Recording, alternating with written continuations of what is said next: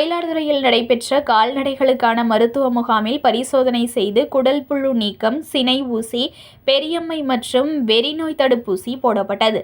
Mayiladuthurai Kings rotary சங்கம் மற்றும் திரு இந்தலூர் ஊராட்சி இணைந்து நடத்திய கால்நடைகளுக்கான இலவச மருத்துவ முகாம் மற்றும் தடுப்பூசி முகாம் திரு இந்தலூர் கிராம நிர்வாக அலுவலக கட்டட வளாகத்தில் நடைபெற்றது.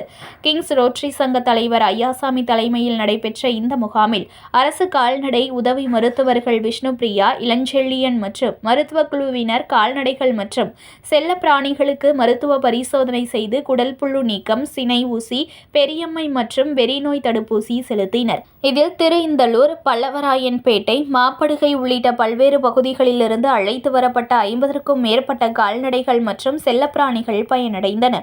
முகாமிற்கான ஏற்பாடுகளை மயிலாடுதுறையில் கிங்ஸ் ரோட்டரி சங்கத்தினர் மற்றும் திரு இந்தலூர் ஊராட்சி நிர்வாகத்தினர் செய்திருந்தனர்.